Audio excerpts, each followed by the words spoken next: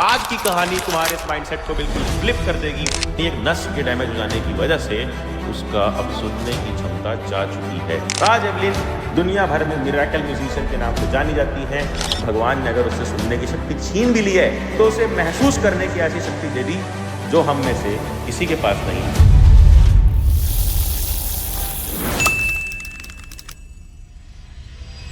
Imagine तुम्हारे पापा सामने से आते हैं और बोलते हैं कि मैं तुझे ये आईफोन दिलाऊंगा नया नया अगर तू क्लास में रैंक 1 लेके आता है।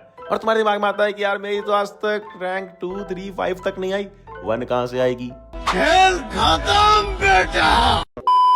यही होता है ना, जब भी हम अपने सामने कोई गोल देखते हैं तो हमारे दिमाग तुरंत ही इंडिकेट करता है कि कोई फिजिकल या मेंटल कमी के कारण हम उसको नहीं अचीव कर सकते। बट आज की कहानी तुम्हारे इस माइंडसेट को बिल्कुल फ्लिप कर देगी, बिकॉज हम देखने जा रहे हैं एक ऐसी लड़की की कहानी जो डीप हो चुकी थी। एक नर्व डैमेज की वजह से उसे सुनाई देना बंद हो गया था। वो म्यूजिक क्या, वो कोई नॉर्मल आवाज तक नहीं सुन पाती थी। बट उसने अपनी मेहनत के चलते एक मल्टी परसिस्निस्ट का जॉब चुना और बहुत मशहूर, वर्ल्ड की ऑलमोस्ट सबसे फेमस म्यूजिशियन बन गई एवलिन ग्लेनी।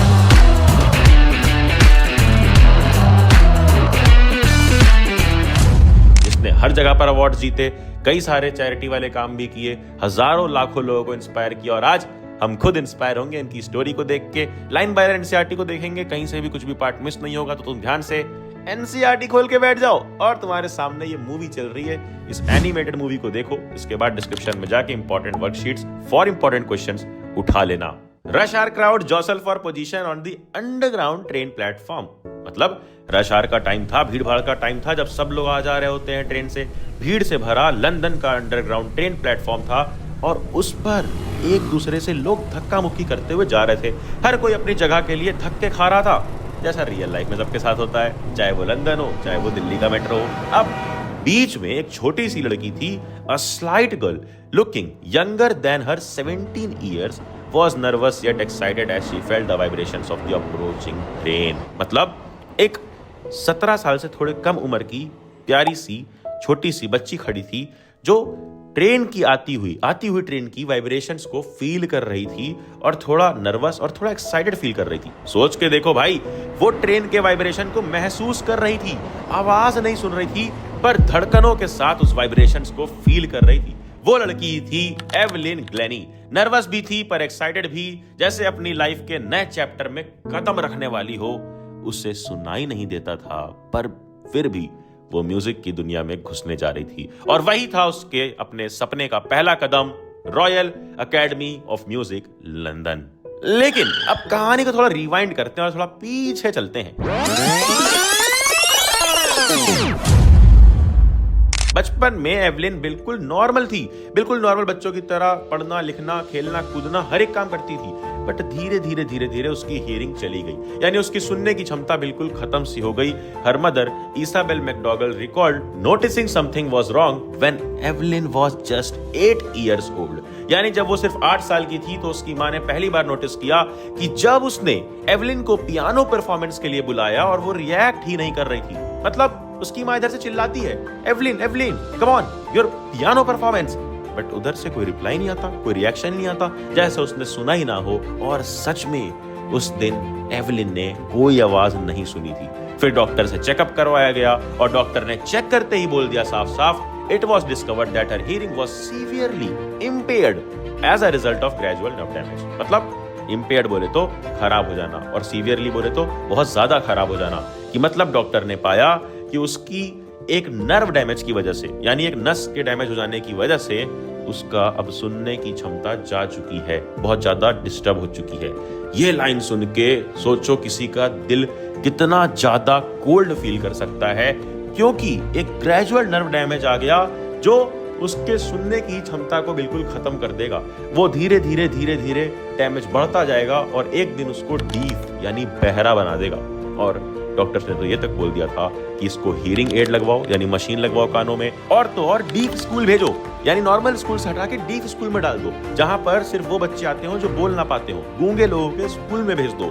बट एवलिन ने कहा, मैं अपनी लाइफ को म्यूट नहीं होने दूंगी। सोच के देखो, दूसरे बच्चे जहां कार्टून देख रहे थे, ये छोटी सी लड़की अपनी दुनिया में डिसाइड कर रही थी कि मैं म्यूजिक के साथ जिंदगी जीऊंगी, जो कि सुन भी नहीं सकती थी। Just imagine. फिर भी उसकी जिंदगी में एक मोड़ आया जब उसकी जिंदगी में आता है एक इंसान जिसका नाम है रॉन फोर्ब्स। उसका परसेशन टीचर, यानी उसका म्यूजिक टीचर, उसका इंस्ट्रूमेंट सिखाने वाला टीचर। ये बंदा ही था जिसने एवलिन की लाइफ पलट दी। सब लोग कह रहे थे कि ये लड़की म्यूजिक नहीं सीख सकती, लेकिन रॉन फोर्ब्स ने कहा मैं दिखाता हूं कैसे सीखेगी। Ron Forbes spotted her potential and asked her not to listen through her ears but try to sense it some other way। मतलब उसने कहा कि भाई अब मिरेकल करने का टाइम आ गया है, अपने कानों से मत सुनो, उसको फील करो, उसकी वाइब्रेशंस को फील करो। मतलब रॉन फोर्ब्स ने 2 बड़े ड्रम्स बजाए, एक हाई नोट और एक लो नोट, यानी एक हाई वाइब्रेशन वाला, एक हाई साउंड वाला, एक लो नोट वाला, लो साउंड वाला। और एवलिन ने महसूस किया कि जो हाई ड्रम का वाइब्रेशन होता है वो कमर के ऊपर महसूस होता है, अपर बॉडी पार्ट्स में, और लो ड्रम वाला कमर के नीचे, यानी लोअर बॉडी पार्ट्स में। भाई उसने म्यूजिक सुना नहीं, उसने म्यूजिक महसूस करना सीख लिया और महसूस करना शुरू कर दिया। उस दिन से एवलिन के लिए म्यूजिक एक फीलिंग बन गया। वो कहने लगी मैं हर साउंड को अपने बॉडी के हर पार्ट से फील करती हूँ। Literally She was becoming an expert, जो तुम सोच भी नहीं सकते। यार मैं भी नहीं इमेजिन कर सकता कि हमें सुनाई ना दे रहा हो, बट फिर भी वाइब्रेशंस हम फील कर सके पूरी बॉडी में। वो कहते हैं ना सरसराहट, झंझनाहट, धड़धड़ाहट फील होने लग जाए। फिर आई वो जर्नी जिसमें एवलिन ने अपनी पूरी बॉडी को एक म्यूजिकल इंस्ट्रूमेंट बना लिया। वो अपने बेयर फीट से फ्लोर के वाइब्रेशन महसूस करती थी, यानी नंगे पैर चल के जो भी जमीन पे वाइब्रेशन आती थी उसको फील करती थी, महसूस करती थी। ड्रम्स के बीट से चेस्ट में रिदम फील करती थी और अपने माइंड में उन वाइब्रेशन को मेलोडी में बदल देती थी। मतलब बॉडी से फील किया और अपने माइंड में उन वाइब्रेशन को म्यूजिक में कन्वर्ट कर दिया बिना सुने। She had learned to open her mind and body to sounds and vibrations. The rest was sheer determination and hard work. मतलब अब उसने अपनी बॉडी के हर नर्व को, हर नसों को म्यूजिक के लिए ट्रेनिंग दे दी थी और बाकी सब मेहनत थी। वो 6-6 घंटे प्रैक्टिस करती थी बिना ब्रेक लिए। सोचो एक लड़की जिसे सुनाई नहीं देता फिर भी हर इंस्ट्रूमेंट बजाना सीख रही है। मल्टी परसेशनिस्ट मतलब कई सारे इंस्ट्रूमेंट बजाना। तो वो कई सारे इंस्ट्रूमेंट बजाना सीख रही थी। सोचो किस लेवल का फोकस होगा। और फिर वही लड़की जिसको लोग डीफ बोलते थे, बहरा बोलते थे, चिढ़ाते थे, एक दिन लंदन के रॉयल अकेडमी ऑफ म्यूजिक के एंट्रेंस हॉल में खड़ी थी। सच में लंदन के रॉयल अकेडमी ऑफ म्यूजिक के एंट्रेंस हॉल पे, जो कि बहुत बड़ी बात होती है। एग्जामिनर्स ने तो सोचा ये लड़की कैसे आइडेंटिफाई करेगी नोट्स बिना सुने, और ये लड़की तो फेल हो जाएगी, क्यों आई है यहाँ पे। लेकिन एवलिन ने वाइब्रेशन फील करके करेक्ट पिच आइडेंटिफाई कर लिया। She never looked back from that point onwards. She scored one of the highest marks in the history of the academy. मतलब दुनिया के टॉप म्यूजिशियन भी शौक में थे। जो लड़की सुन नहीं सकती थी वो अकेडमी की अब टॉपर बन चुकी थी। वो बिल्कुल ऐसा ही जैसे कि तुमने आज तक प्री बोर्ड में भी अच्छे मार्क्स नहीं लाए और बोर्ड एग्जाम में सडनली टॉप कर दिया। अरे हो सकता है। अब वो 100 से ज्यादा इंस्ट्रूमेंट्स बजा लेती थी, 100+ इंस्ट्रूमेंट, जाइलोफोन, ड्रम्स, टिम्पैनी, मारिम्बा और भी बहुत कुछ। और 16 की एज में ही उसने डिसाइड कर लिया था कि मुझे दुनिया को म्यूजिक फील करवाना है। अब चैप्टर का सबसे इंपॉर्टेंट पार्ट आता है, ऑथर डेबोरा काउले के साथ इंटरव्यू। एवलिन बोलती हैं men with bushy beards give me a trouble. मतलब कि जिनकी बहुत बुशी बियर्ड्स होती है, बहुत घनी दाढ़ी होती है ना, वो मुझे थोड़ी सी ट्रबल देते हैं। और हंसकर कह देती हैं it's not just the lips, it's the whole face, specially the eyes. मतलब सिर्फ लिप्स नहीं, जहां पर बियर्ड है, जहां पर मूंछ है, दाढ़ी है, instead the entire face troubles me, the eyes specially. मतलब भाई वो कहना चाहती हैं कि वो सिर्फ लिप्स रीड नहीं करती हैं, इंस्टेड पूरा का पूरा एक्सप्रेशन आंखों तक पढ़ लेती हैं, सिर्फ और सिर्फ देख करके, बिना कुछ सुने। ऑथर लिखती हैं she speaks flawlessly with a Scottish lilt. मतलब कि वो बहुत ही अच्छा बोलती है, थोड़ा स्कॉटिश उनकी लैंग्वेज में असर दिखता है। और एवलिन कहती हैं my speech is clear because I could hear till I was 11। क्योंकि वो 11 साल तक तो सुन सकती थी, उसके बाद ही उसका नर्व डैमेज हुआ और कई सारी प्रॉब्लम उसकी लाइफ में आई थी। लेकिन असली टैलेंट तब समझ में आता है जब उनकी ऑथर लिखती हैं but that doesn't explain how she manage to learn French and master basic Japanese. भाई सोच, बिना सुने फ्रेंच और जापानीज लैंग्वेज सीख गई। वाह भाई वाह, हम यहाँ सुनते समझते हुए भी नहीं सीख पा रहे हैं। वो बोलती थी मैं लोगों के लिप्स, उनके एक्सप्रेशन और रिदम ऑफ वर्ड से लैंग्वेज समझ लेती हूँ और सीखी। फिर ऑथर पूछती है how do you here music. Evelyn का जवाब सब में गूज बम्स भर देता है।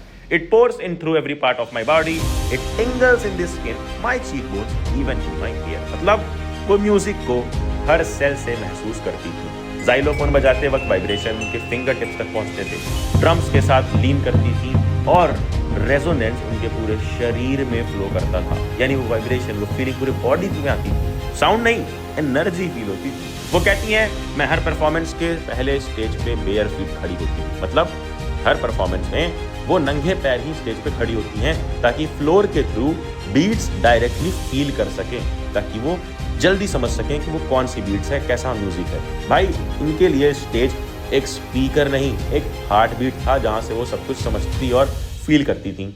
आज एवलिन दुनिया भर में मिरेकल म्यूजिशियन के नाम से जानी जाती हैं।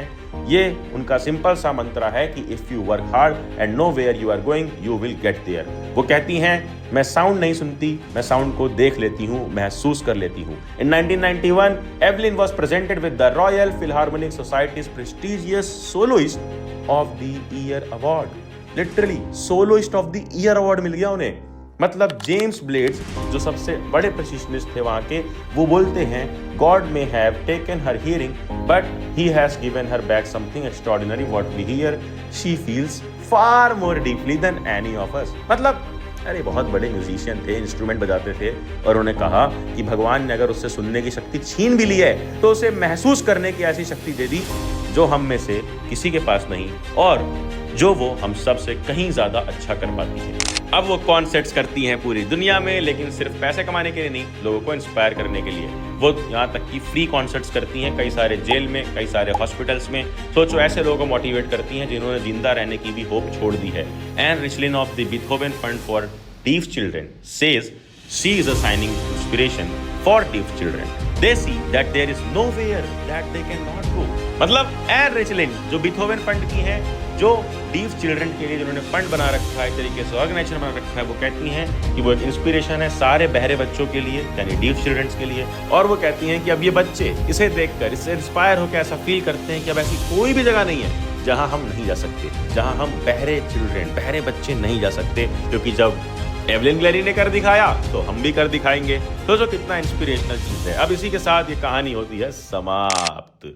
और तुम पढ़ ले गैंग, फटाफट से जाओ डिस्क्रिप्शन में, वहां पर उठा लो इंपॉर्टेंट वर्कशीट के क्वेश्चंस, उससे बाहर से कोई क्वेश्चन नहीं आएगा। सारे इंपॉर्टेंट क्वेश्चंस मैंने ऑलरेडी उसमें डाल दिए हैं, और पढ़ लक्ष्य ऐप पे तुम्हें कई सारे फ्री मटेरियल्स भी मिल जाएंगे। तो जाओ नोटिफिकेशन दबा दो ताकि आने वाली वीडियोस ना हो, एंड देन जाना, जा पढ़ ले।